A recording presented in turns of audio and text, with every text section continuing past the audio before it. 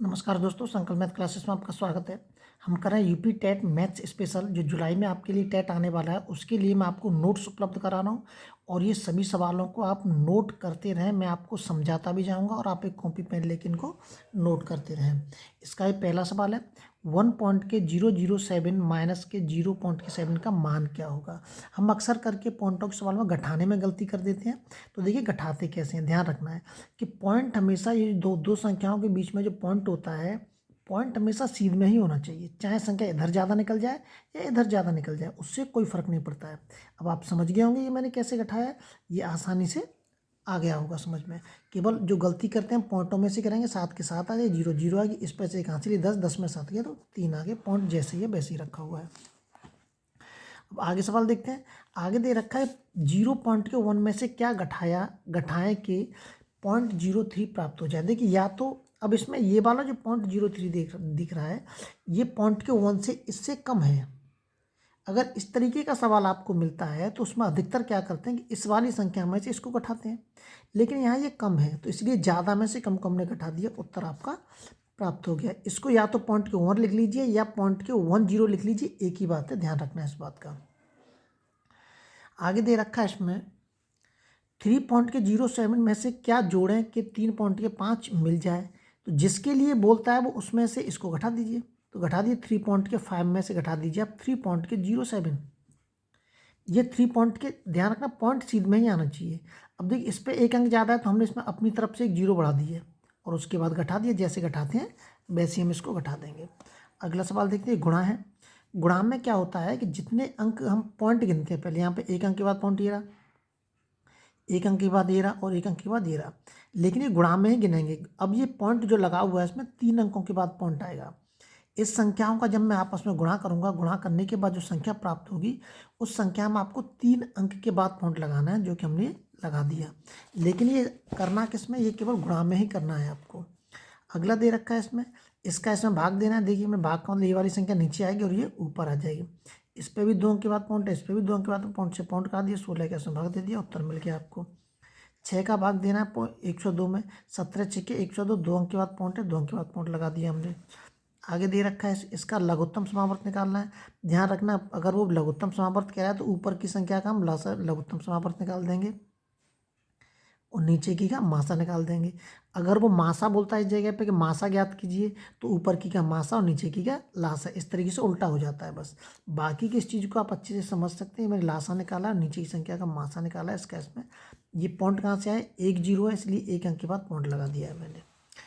अगला सवाल देखते हैं। अगला सवाल दे रखा है इसमें, यदि पॉइंट के 1 का मान 1/9 के लगभग बराबर है तो इसका मान क्या होगा।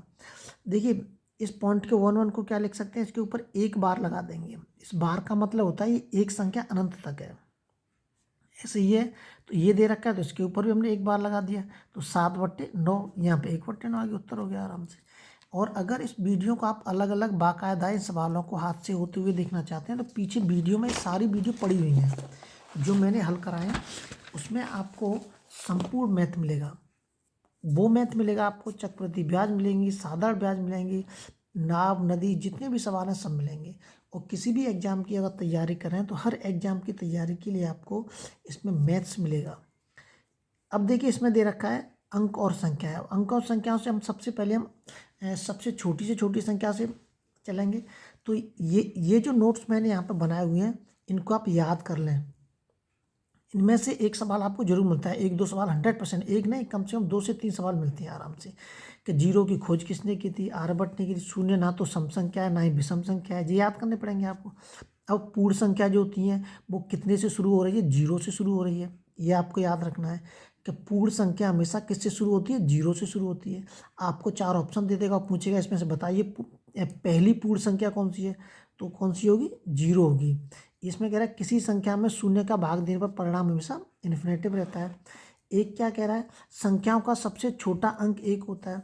प्रथम प्राकृतिक संख्या 1 होती है, जो मैं बता रहा हूँ ये याद रखना है आपको। प्रथम प्राकृतिक संख्या 1 होती है। प्रथम विषम संख्या 1 होती है। एक न तो भाज्य ना भाज्य, ये याद रखना है आपको कि एक ना तो एक ना तो भाज्य और ना ही अभाज्य, ये याद रखना है। ये सारे पॉइंट आपको याद रखने हैं, इसमें से सवाल जरूर मिलेंगे आपको। प्रथम सम संख्या है, बिल्कुल सही बात है, 2 प्रथम सम संख्या है। प्रथम अभाज्य संख्या है, 2 जो है प्रथम अभाज्य संख्या भी है, क्योंकि एक तो होती नहीं, एक ना तो भाज्य संख्या ना ही अभाज्य संख्या है, तो 2 अभाज्य संख्या है। एकमात्र सम संख्या जो अभाज्य है कौन सी है? 2। अगला, किसी संख्या के इकाई के स्थान पर 3 हो, इकाई के स्थान पर अगर 3 हो तो वह संख्या कभी पूर्ण वर्ग नहीं हो सकती। समझ में आ गया? अगर किसी, अब ये मैंने संख्या लिख दी यहाँ पे, अगर किसी स्थान वो संख्या ले दे रखी है यहाँ पे इस तरीके से और लास्ट में 3 आ गया, तो ये संख्या किसी संख्या का वर्ग नहीं होगी। वर्ग का मतलब जैसे 2 का वर्ग कितना होता है? 4। तो ये वाला जो है किसी संख्या का वर्ग नहीं हो सकता। समझ में आ गया होगा? ये 4 कितने का, 4 का वर्गमूल कितना है? 2। तो इसका वर्गमूल कितना है? हो ही नहीं सकता है। तो ऐसे ही है, अगर लास्ट में इकाई का अंक 3 हो, 2 हो, 7 हो या 8 हो, इकाई का अंक, ये वाला अंक, तो वो संख्या कभी भी पूर्ण वर्ग नहीं हो सकती। प्रथम भाज्य संख्या कौन सी है? 4। प्रथम भाज्य संख्या पूछ रहा है, अभाज्य नहीं, प्रथम भाज्य संख्या 4। प्रथम विषम संख्या जो कि भाज्य है, सब अलग अलग है, ध्यान रखना, सारे पढ़े। प्रथम भाज्य संख्या 4। प्रथम विषम संख्या जो भाज्य है 9। भाज्य का मतलब होता है ऐसी संख्या जिसमें किसी दूसरी संख्या से ही भाग चला जाए। 0 से 9 तक की संख्याएं अंक कहलाती हैं, तो अंक कहलाती हैं या प्राकृतिक संख्याएं कहलाती हैं। समझ में आ गया? 0 से 9 तक की संख्या अंक कहलाती हैं, प्राकृतिक संख्या कहलाती हैं। 1 से शुरू होकर गिनती में आने वाली संख्याएं प्राकृतिक संख्या कहलाती हैं। पूर्ण संख्या, शून्य तथा प्राकृतिक संख्याओं से मिलकर बनी संख्या पूर्ण संख्या कहलाती हैं, जो कि मैंने पहले बता दिया है कि पूर्ण संख्या 0 से शुरू होती है और जो पूर्ण संख्या शून्य और प्राकृतिक संख्याओं से मिलकर बनी होती है। शून्य संख्या ये हुई, शून्य और प्राकृतिक संख्या 1 से लेकर 9 तक प्राकृतिक संख्या हो गई। पूर्णांक संख्या, शून्य से शुरू होकर गिनती में आने वाली सभी संख्या पूर्णांक संख्या कहलाती हैं। जैसे ये दे रखा है इसके अंदर, सम संख्या, विषम संख्या आप जानते हैं, जैसे रूढ़ संख्या या भाज्य संख्या, दोनों अलग अलग हैं। रूढ़ और अभाज्य एक ही शब्द है दोनों, रूढ़ कह लीजिए या अभाज्य कह लीजिए। तो ये वाली रूढ़ अभाज्य संख्या है, ये इसकी मैंने परिभाषा दे दी है। वह संख्या जो 1 से या स्वयं से विभाजित हो वो रूढ़ संख्या कहलाती है, अभाज्य संख्या है। 2, 3, 5, 7, 11, 13, 17, 19, 23 ये संख्या कौन सी है? इससे आगे भी हो सकती है, अभाज्य संख्या है।